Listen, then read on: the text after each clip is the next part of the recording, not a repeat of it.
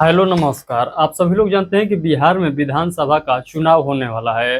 चुनाव से जस्ट पहले चुनाव आयोग के द्वारा एक जो है आदेश निकाला गया है, जिस आदेश के तहत बोला गया है कि गणना प्रपत्र फॉर्म को आप लोग को फिलअप करना है और इस फॉर्म को फिलअप करने के साथ साथ इसमें जो डॉक्यूमेंट बोला गया है उस डॉक्यूमेंट को अटैच करना है और उसके बाद जमा करना है। यदि आप लोग इस फॉर्म को जमा नहीं करते हैं तो आप लोग जो है इस बार जो बिहार में विधानसभा का चुनाव हो रहा है इसमें आप लोग वोट नहीं डाल सकते हैं और आगे भी वोट आप लोग नहीं डाल सकते हैं। यानी आपका जो निर्वाचन लिस्ट है उससे आपका नाम काट दिया जाएगा यदि आप लोग ये प्रक्रिया को नहीं अपनाते हैं। तो आज के सेशन में मैं आप लोग को बतलाने वाला हूँ कि ये जो गणना प्रपत्र फॉर्म है जो आप लोग यहाँ पर देख सकते हैं, ये जो फॉर्म है इसको आप लोगों को कैसे फिलअप करना है सही तरीके से 100% मैं आप लोग को सही बतलाऊंगा और इसके साथ आप लोग को कौन से डॉक्यूमेंट अटैच करना है वो भी मैं आप लोग को बतलाऊंगा। यहाँ पर देख सकते हैं डॉक्यूमेंट का मैं लिस्ट भी यहाँ पर तैयार किया हूँ कि किनका जन्म किस किस तारीख के बीच में हुआ है तो उनको कौन से डॉक्यूमेंट यहाँ पर आप लोग को देना होगा।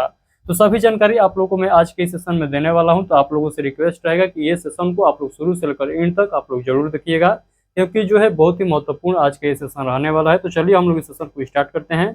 सेशन को स्टार्ट करने से पहले यदि आप लोग इस चैनल पर पहली बार आए हैं और चाहते हैं कि बिहार में जो विधानसभा का चुनाव होने वाला है इससे संबंधित कोई भी अपडेट आता है उसका जानकारी सबसे पहले आप तक पहुंचता रहे तो आप लोग हमारे इस चैनल को सब्सक्राइब जरूर कर लेंगे। तो चलिए हम लोग इस सेशन को स्टार्ट करते हैं। सेशन को स्टार्ट करने से पहले आप लोग थोड़ा सा इस बात को समझिएगा कि आखिर ये जो है क्यों जरूरी है। तो देखिए सबसे पहले आप लोग ये समझिए कि ये फॉर्म जो है आप लोग को कहाँ से मिलेगा। तो एक तो जो है प्रक्रिया है, आप लोग इस फॉर्म को ऑनलाइन जो है डाउनलोड कर सकते हैं और दूसरा जो प्रक्रिया है ऑफलाइन बांटा जा रहा है, बीएलओ के द्वारा जो है आपके घर तक पहुंचाया जा रहा है। तो जिनका उम्र 18 वर्ष पूछ गया है उन सभी को जो है ये फॉर्म देना अनिवार्य है। तो ये फॉर्म जो है आपके घर भी पहुंचा होगा, आयोग की आप लोग पता कर लिए होंगे। यदि नहीं पहुंचा है तो आप लोग इसके वेबसाइट से भी डाउनलोड कर सकते हैं, यानी जो निर्वाचन आयोग का वेबसाइट है वहाँ से आप लोग डाउनलोड कर सकते हैं। तो अभी जो है आप लोग के पास ये फॉर्म पहुंच गया है तो इसको कैसे फिलअप करना है फिलअप में करके अभी आप लोग को बतलाने वाला हूँ। फिलअप करने में ज़्यादा आप लोग को तामझाम नहीं है, आप लोग अपने से जो है फॉर्म को फिलअप कर सकते हैं बिना कोई गलती के। उसके साथ मैं आप लोग को बतलाऊंगा कि जो 11 प्रकार का जो डॉक्यूमेंट है यहाँ पर जारी किया गया है इसमें से कोई एक डॉक्यूमेंट आप लोग को देना होगा। तो कौन से डॉक्यूमेंट है जो आप लोग को देना होगा जो कि आप लोग के पास वो अवेलेबल है, यानी आसानी तरीके से वो डॉक्यूमेंट आप लोग जो है यहाँ पर दे सकते हैं। तो चलिए मैं सबसे पहले यहाँ पर आप लोगों को फिलअप करके बतलाता हूँ। तो सबसे पहले आप लोग समझिएगा कि यहाँ पर क्या क्या पूछा गया है। तो यहाँ पर देखिएगा, सबसे पहले तो टॉप में देखिएगा इस फॉर्म के, यानी सबसे पहले यहाँ पर देखिएगा लिखा गया है गणना प्रपत्र प्रारूप। तो गणना प्रपत्र प्रारूप का ये फॉर्म है और सबसे ऊपर में देखिएगा तो यहाँ पर जो है एड्रेस पूछा गया है। यदि आप लोग के पहले से जो है वोटर लिस्ट में नाम है तो आप लोग का जो है ऑलरेडी ऊपर में जो है पूरा मेंशन किया हुआ आएगा, यानी आपका जो है इपिक नंबर दर्शाया रहेगा, आप जो है किस निर्वाचन आयोग से जो है बिलोंग करते हैं, यानी कौन सा जो है आपका क्षेत्र है वो दर्शाया रहेगा और आपका जो है पूरा पता यहाँ पर लिखा हुआ रहेगा। अदरवाइज आप लोग जो है फर्स्ट टाइम इसको बनवा रहे हैं, यानी यदि आप लोग के पहले से वोटर लिस्ट में नाम नहीं है तो जो है यहाँ पर आप लोग को कुछ इस प्रकार से दिखाई देगा। यहाँ पर ध्यान से समझिएगा, यदि आप लोग के पहले से जो है लिस्ट में नाम नहीं है तो आप लोग के पास जो है कुछ इस प्रकार से यहाँ पर दिखाई देगा। यानी यहाँ पर आप लोगों से निर्वाचन का नाम पूछेगा, इपिक नंबर पूछेगा, इपिक नंबर होगा तो दीजिएगा, नहीं भी दे सकते हैं यदि नहीं है तो। उसके बाद पता यहाँ पर डालना है, क्रमांक भाग संख्या डालना है, विधानसभा क्षेत्र लोकसभा क्षेत्र का नाम डालना है, उसके बाद राज्य का नाम यहाँ पर फिलअप कर देना है। अदरवाइज जिनका वोटर लिस्ट में नाम है उनको जो है यहाँ पर ऑलरेडी यहाँ पर फिलअप किया हुआ आएगा, तो वहाँ पर आप लोग देख लीजिएगा। अब आइए समझिएगा, यहाँ पर महत्वपूर्ण पॉइंट समझिएगा, यहाँ पर आप लोग को फॉर्म कैसे फिलअप करना है। तो सबसे पहले यहाँ पर देखिएगा आप लोगों से पूछा गया है जन्म तिथि। तो इस वाले बॉक्स में आप लोग को क्या बतलाना है, जन्म तिथि बतलाना है। उसके बाद यहाँ पर आधार नंबर दर्ज करना होगा। आधार नंबर यहाँ पर वैकल्पिक है, आधार नंबर नहीं भी दर्ज करना चाहते हैं तो कोई दिक्कत नहीं है, यदि आपके पास आधार अवेलेबल है तो यहाँ पर दर्ज जरूर कर दीजिएगा। उसके बाद आप लोग को मोबाइल नंबर इस वाले बॉक्स में दर्ज करना है। तो तीनों बॉक्स में समझ में आ चुका है। सबसे पहले जन्म तिथि, उसके बाद आधार संख्या डालना है और उसके बाद मोबाइल नंबर यहाँ पर डालना है। उसके बाद यहाँ पर देखिएगा तो इस बॉक्स में बताया गया पिता का नाम या कानूनी अभिभावक का नाम यहाँ पर आप लोग को दर्ज करना होगा और अपने पिता का नाम यहाँ पर दर्ज करिएगा। तो पिता का जो है इपिक नंबर जो मिला हुआ है, यानी जो वोटर लिस्ट में उनका नाम है वहाँ पर जो निर्वाचन आयोग के द्वारा जो इपिक नंबर दिया जाता है उस इपिक नंबर को इस वाले बॉक्स में क्या करना है, दर्ज करना है। ये किसका इपिक नंबर रहेगा, तो ये आपके पिताजी का रहेगा। उसके बाद यहाँ पर माता जी का आपको नाम दर्ज करना है और माता जी का जो है वोटर लिस्ट में जो इपिक नंबर मिला हुआ है उसको यहाँ पर आप लोग को दर्ज करना है। यदि आप जो है एक लेडीज है तो अपने जो है पति का यहाँ पर नाम दर्ज करेंगे, यानी तीसरा बॉक्स में जो है ये ऑप्शनल है तो यहाँ पर जो है अपना पति का नाम दर्ज करेंगे और जो है अपने पति का जो इपिक नंबर मिला हुआ है उस इपिक नंबर को यहाँ पर दर्ज करेगी। तो आई होप कि ये सभी पॉइंट आप लोग को समझ में आ चुका है कि ये फॉर्म जो है किस प्रकार से फिलअप करना है। तो बस जो है यहाँ पर 4 लाइन में ही आप लोग को इस फॉर्म को फिलअप करना है। यहाँ पर कोई जो है दिक्कत वाली बात नहीं है। ऐसा कोई यहाँ पर पॉइंट नहीं लिखा गया है जिसको आप लोग को आसानी तरीके से समझ में नहीं आएगा। यहाँ पर बहुत जो है आसान तरीके से आप लोग समझ सकते हैं, बिना बताए हुए भी समझ सकते थे। उसके बाद यहाँ पर समझिएगा, यहाँ पर आप लोग को जो है एक फोटो जो है रंगीन फोटो यहाँ पर क्या करना है, चिपका देना है। तो इतना जो है आप लोग को काम करना है। उसके बाद इसके साथ जो है एक और जो है डॉक्यूमेंट को अटैच करना होगा। वो कौन सा डॉक्यूमेंट है, क्योंकि यहाँ पर सभी लोगों का जो है अलग अलग डॉक्यूमेंट यहाँ पर लगने वाला है। तो किन लोगों का किस प्रकार का डॉक्यूमेंट जमा करना है ध्यान से समझिएगा, क्योंकि यहाँ पर मेन जो खेला है, जो उलझाया हुआ है आप लोग को, वो डॉक्यूमेंट ही है जो कि सभी लोग के मन में डाउट बनाया है। तो सबसे पहले यहाँ पर समझिएगा लिखा गया है, यहाँ पर एक जो है आप लोग को टिक मार्क भी करना है। यहाँ पर घोषणा में लिखा गया है, मैं अपने सर्वोत्तम ज्ञान और विश्वास से घोषणा करता हूँ या करती हूँ कि मैं 18 वर्ष से अधिक का हूँ, उपर्युक्त पते का साधारण निवासी हूँ, भारत का नागरिक हूँ और जो है मेरा जन्म 1/7/1987 के पूर्व हुआ है, या आपका जन्म 1/7/1987 के बाद और 2/12/2004 के पहले हुआ है। यानी जहाँ आप लोग का जन्म हुआ है, जिस ऑप्शन में आप लोग का लग रहा है, उस बॉक्स को जो है आप लोग को टिक मार्क करना है। यानी 1 जुलाई 1987 से पहले आपका जन्म हुआ है तो आप लोग इस बॉक्स में जो है टिक लगाइएगा। या आपका जन्म 1 जुलाई 1987 के बाद और 2/12 यानी 2 दिसंबर 2004 के पहले हुआ है तो आप लोग जो है इस बॉक्स को टिक लगाएंगे। उसके बाद देखिएगा तो इसी फॉर्म के जो है जस्ट पीछे में आप लोग को ये दिखाई देगा, यदि आपका जन्म 2/12/2004 के बाद हुआ है तो जो है आप लोग जो है इस वाले बॉक्स पर टिक लगाएंगे। तो आप लोग देख लीजिएगा कि आपका जन्म जो है किस टाइम के अंतराल में हुआ है, उस वाले बॉक्स को आप लोग को टिक लगा देना है। उसके बाद आप लोग को ये सभी पॉइंट को पढ़ लेना है। उसके बाद यहाँ पर आप लोग समझिएगा, यहाँ पर बताया गया है आप लोग को जो है डेट डालना है। उसके बाद यहाँ पर स्थान फिलअप करना है और उसके बाद जो है यहाँ पर अपना क्या करना है, सिग्नेचर कर देना है। यहाँ पर अपना सिग्नेचर कर दीजिएगा। यदि आप लोग सिग्नेचर नहीं करते हैं तो आप लोग जो है बाएं हाथ का जो है थंब लगा दीजिएगा। उसके बाद यहाँ पर देखिएगा नीचे में तो 11 प्रकार के डॉक्यूमेंट बतलाया गया है। इन 11 में से किसी एक डॉक्यूमेंट को जो है आप लोग को क्या करना होगा, देना होगा इस फॉर्म के साथ, यानी अटैच करके जमा करना होगा।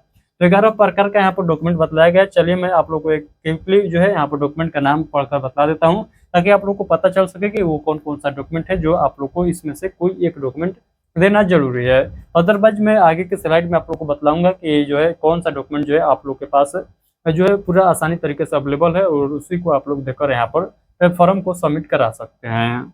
यहाँ पर समझिएगा, सबसे पहले जो लिखा गया है, केंद्रीय राज्य या बीएसयू के नियमित कर्मचारी पेंशन भोगी को निर्गत कोई पहचान पत्र या पेंशन भुगतान आदेश का जो प्रूफ है तो आप लोग उसको भी दे सकते हैं। या सरकार या स्थानीय प्राधिकरण या बैंक या डाकघर या LIC या PSU द्वारा भारत में 1/7/1987 के पूर्व निर्गत किया गया कोई भी पहचान पत्र या प्रमाण पत्र या दस्तावेज है तो भी आप लोग यहाँ पर जो है अटैच कर सकते हैं। यानी इन संस्थाओं के द्वारा कोई भी आप लोग का जो है डॉक्यूमेंट दिया गया है, कब, तो 1/7/1987 से पहले का डॉक्यूमेंट है इन संस्थाओं का, तो आप लोग जो है उसको भी यहाँ पर दे सकते हैं।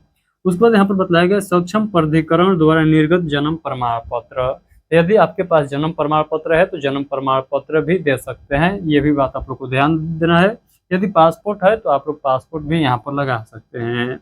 मान्यता प्राप्त बोर्ड या विश्वविद्यालय द्वारा निर्गत जो है मैट्रिकुलेशन या शैक्षणिक प्रमाण पत्र आप लोग को देना होगा या दे सकते हैं। यहाँ पर जो है ऑप्शनल है, 11 में से कोई एक दस्तावेज आप लोग को देना होगा। तो मैं आप लोगों से एक रिक्वेस्ट करना चाहूँगा, जो भी स्टूडेंट है अभी जो है फिलहाल पढ़ रहे हैं या पढ़ाई जो कंप्लीट कर चुके हैं, कहने का मतलब कि जिनके पास मैट्रिक का सर्टिफिकेट है तो आप लोग केवल मैट्रिक का सर्टिफिकेट दे दीजिए। उसके अलावा आप लोगों को कोई जो है ताम झाम करने की जरूरत ही नहीं है। यदि आप लोग के पास मैट्रिक का सर्टिफिकेट है तो आप लोग जो है डायरेक्ट मैट्रिक का सर्टिफिकेट दे दीजिए।